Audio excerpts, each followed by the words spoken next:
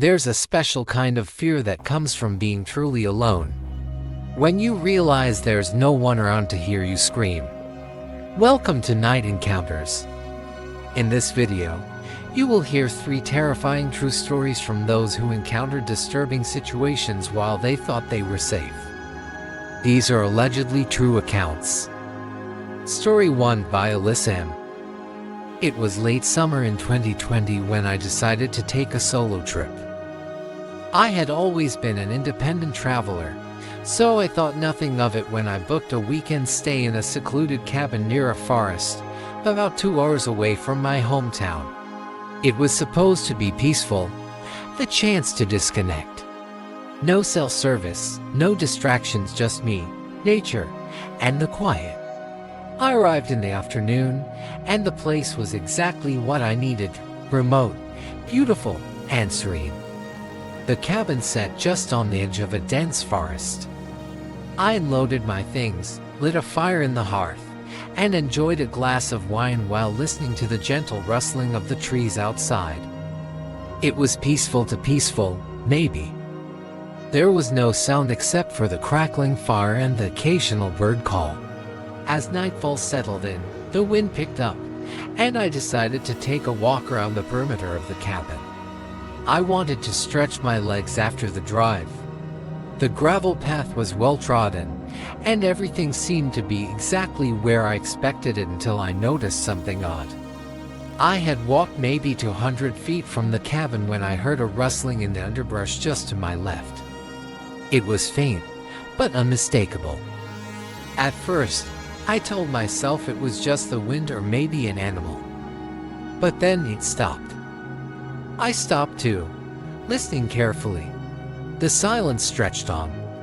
And then, almost as though it had never stopped, the rustling started again, this time closer, moving around the edge of the trees.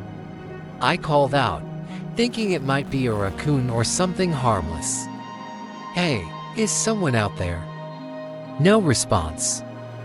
I felt that strange, heavy feeling in my chest, the kind that makes your stomach sink and your skin prickle. There was definitely something off. But I convinced myself it was just my imagination and went back inside the cabin, locking the door behind me. The first hour inside the cabin was uneventful, but I couldn't shake that nagging feeling. Something wasn't right. I kept hearing faint sounds from outside, footsteps, light tapping on the wooden walls, but whenever I tried to focus, it would stop.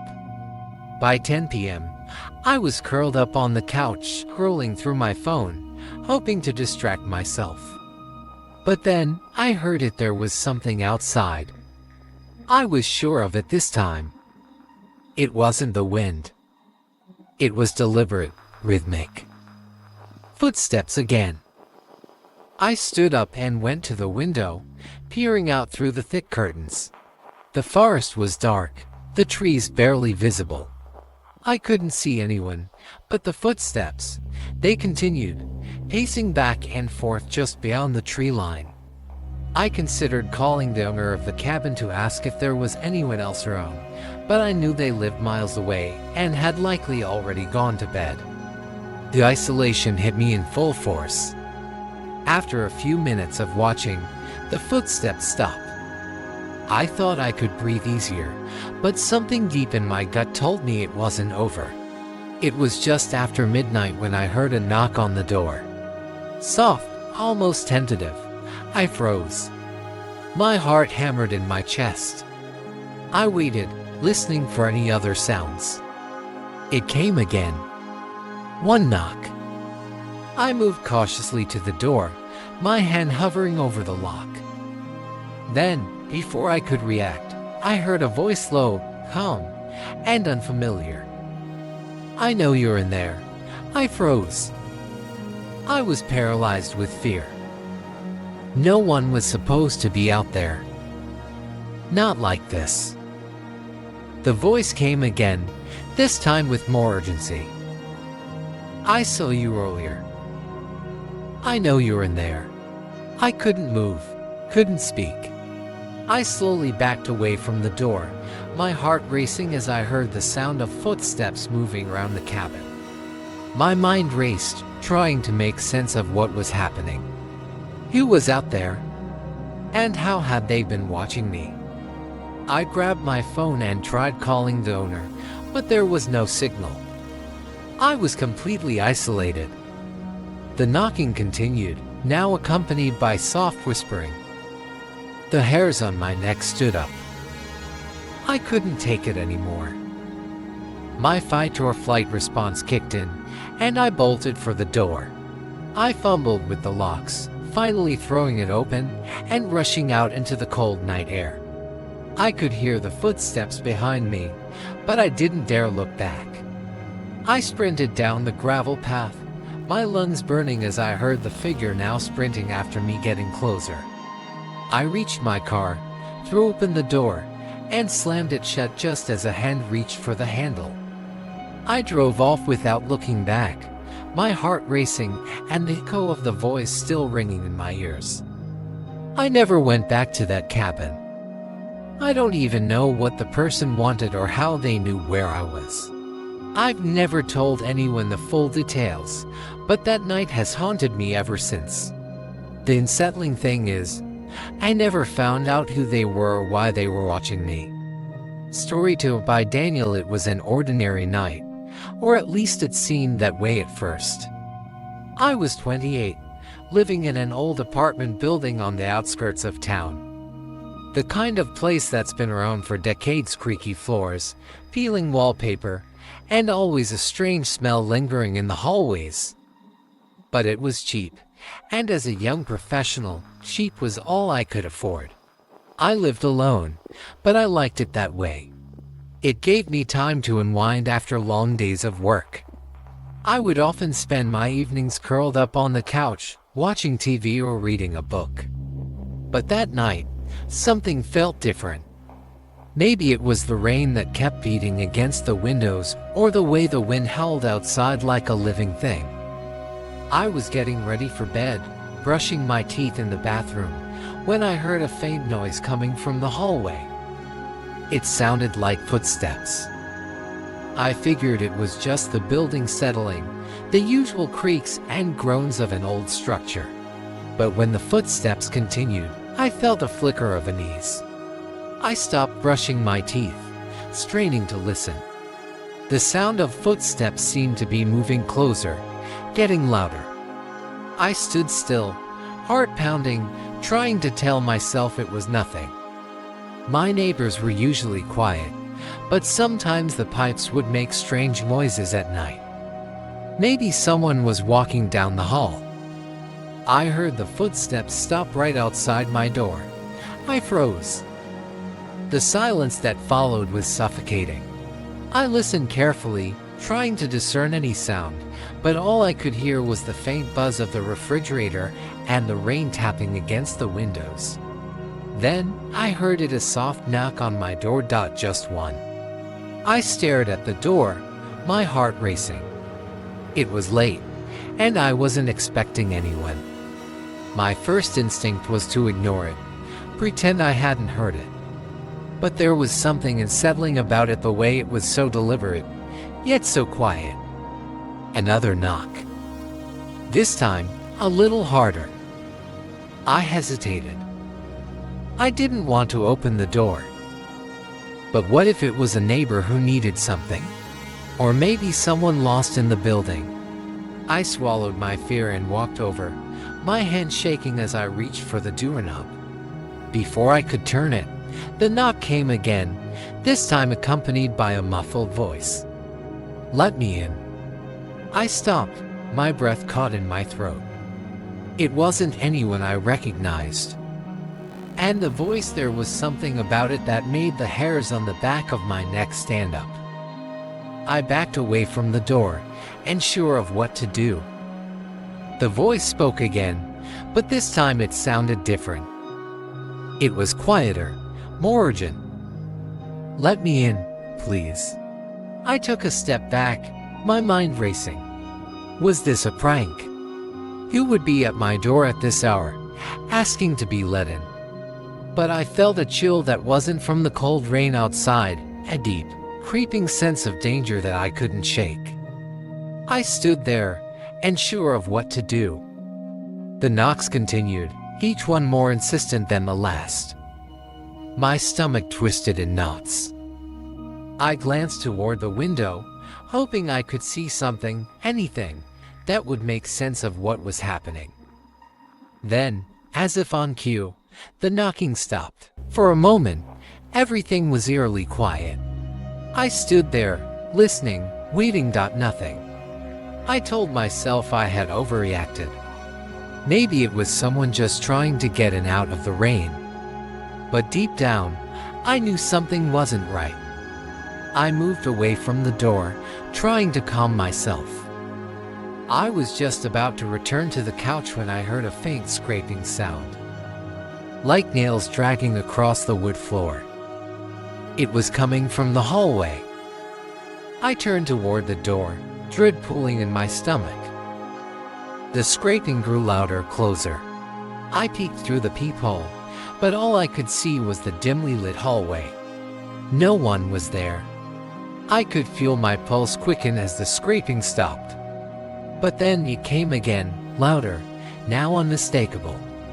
It was at the door, no longer just a noise from down the hall, but right in front of me.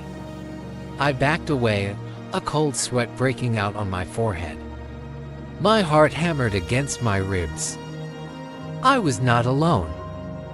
I slowly moved to the side of the door, trying to stay out of sight. I could hear someone breathing just outside, slow and shallow, like they were waiting. Watching. Then, the handle rattled. Someone was trying to open the door. I jumped back, panic surging through me. I grabbed my phone and dialed 911, my hands trembling. But before I could press call, the handle stopped rattling. The silence was unbearable. "Please. I just need to get in," the voice said, barely above a whisper. It was pleading now, desperate. I stayed as still as I could, hoping they would leave. I didn't dare speak, afraid my voice would give me away. My mind was racing. Was this someone I knew? Was this a robbery? What did they want from me? Then, just as quickly as it had started, the voice stopped. The hallway was silent. I didn't know what to do. Should I check? Was it safe? Was this some kind of twisted joke? I couldn't wait any longer. I grabbed my keys, my phone, and my coat, and I bolted out of the apartment. I ran down the stairs, my heart pounding in my chest, until I reached the street. I didn't stop until I was several blocks away, barely able to catch my breath. I never saw anyone, never got a good look at the person who had knocked. The police never found any sign of forced entry, and the building security had no footage of anyone near my door. But I still hear that voice in my head sometimes, a faint whisper that makes my blood run cold. I moved out of that apartment a week later, and I've never looked back. But I'll never know who was at my door that night or what they wanted. And I don't think I ever will. Story 3 by Evan. It was an average evening in the winter of 2017. I was a senior in college, living in a small off-campus apartment near the university. The building was old, one of those that had seen better days but was still standing because of the students who rented there. The walls were thin, the floors creaked underfoot, and the heating system rarely worked as it should, but it was cheap. That night, I had planned on staying in. My roommates were out, and I had a ton of work to do, papers to write, assignments to catch up on. I made some ramen and sat at the small kitchen table, my laptop open in front of me. The place was quiet, almost too quiet. I had been hearing strange noises coming from the apartment next door for a few days. At first, I thought it was just the usual creaking of old buildings, but after a while, it started to feel different. The noises sounded like someone moving furniture, heavy dragging, and thuds that echoed through the thin walls. I tried to ignore it. My neighbors were weird anyway. But tonight, as I ate my dinner, the noises grew louder. It was getting late, and I could feel the tension building in the air. Around 9 p.m., the noises became more distinct, more frantic. It sounded like someone was moving large objects, scraping them across the floor, followed by a soft banging sound, like something where someone was being slammed into the walls. I paused my work and listened carefully. I'd heard this before, but tonight it seemed different. There was a desperation to it, a feeling that something wasn't quite right. I grabbed my phone and texted my roommate, asking if she was home. I didn't hear back, so I decided to check the hallway to see if I could hear anything more clearly. I opened the door cautiously and peered out into the dimly lit hallway. The apartment next door was dark, and the door was slightly ajar. No one was around. I stepped closer to the door and could still hear the scraping noises, this time more rapid, as though something or someone was dragging something heavy. The strange thing was, it sounded like it was coming from inside the apartment, but there was no one there. I had lived in this building long enough to know when someone was home, and I hadn't seen anyone go into that apartment all day. I felt uneasy, my stomach tightening. But still, I didn't want to jump to conclusions. Maybe it was the wind or something in the building settling. As the night wore on, the noises grew louder. I was sitting at my desk, trying to focus on my work, but the sound was making it nearly impossible to concentrate. The scraping continued, and then came the sound of muffled shouting. At first, it sounded like a faint, incoherent voice, but as I listened more closely, I realized the shouting was getting clearer, more desperate. I stood up and walked over to the wall, pressing my ear against it. The voice was now unmistakable. It was a man's voice, calling out in short, frantic bursts. The words were jumbled, but it sounded like someone was begging for help. My heart started to race. What was happening next door? Was someone in trouble? I couldn't just ignore it. I grabbed my phone again, but before I could call anyone, I heard something that froze me in place, a loud, unmistakable bang, followed by the sound of something heavy being dragged across the floor. My stomach dropped. It felt like time slowed down. I had to do something.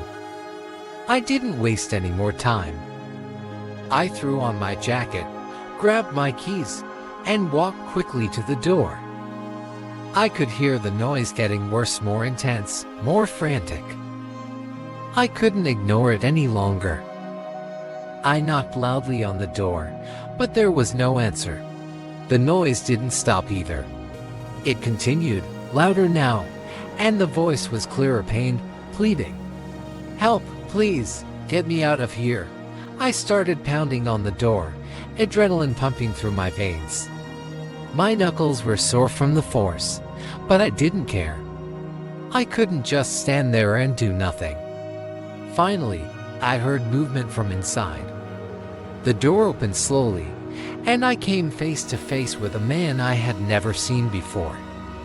His eyes were wide, and his face was pale, as though he hadn't slept in days. "You need to leave," he whispered, his voice shaking. "Please, just go." The door was cracked just enough for me to see inside. It was dark, but I could make out strange, scattered shapes on the floor.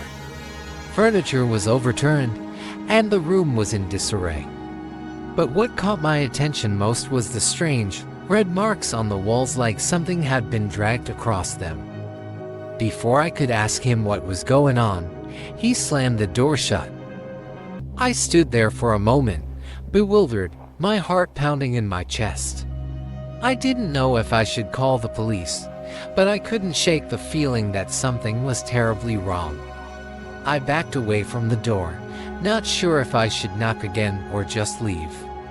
My instincts told me to get out of there. My pulse raced as I stumbled down the hallway, my mind spinning with questions. Who was that man? What had been going on in there? I didn't want to find out. I spent the rest of the night in my apartment, too scared to leave. The next morning, I went to the building manager, hoping to find out if anyone had seen anything unusual. To my surprise, the manager told me that the apartment next door had been vacant for weeks. There was no one living there. No one had been there for months. I never saw the man again. The apartment was boarded up soon after, and the strange noises stopped. But I've never been able to shake the feeling that someone or something was in that apartment. And whatever it wasn't good. As we close tonight's stories, remember, sometimes the things we fear the most aren't the monsters under the bed or the shadows in the corner. They're the unsettling moments that leave us questioning what we saw, what we heard, and who or what was really out there. The terror that follows us home long after the event. The lingering questions with no answers. But whether it's a voice in the dark, strange sounds from the next room, or the feeling that someone or something is watching, we all have moments that haunt us. What makes these stories truly terrifying is not just the unknown, but the fact that these events could happen to anyone. They could happen to you, or to me. If you've experienced something chilling, something that sent a wave of terror through you that you can't shake, don't let it fade into the past. Share it with us. We want to hear your stories. If you have a true, original story that you think could send chills down the spine of our viewers, don't hesitate to reach out. Email us at nightencountersstories@gmail.com, and your experience could be featured in a future episode. We are always looking for new stories, voices, and the experiences that others need to hear. Because the more we share, the more we realize we are never truly alone in our fear. The stories that haunt us connect us all. Thank you for watching tonight's episode. Until next time, stay safe, stay aware, and remember, sometimes it's not the darkness you need to fear, it's what's hiding in it.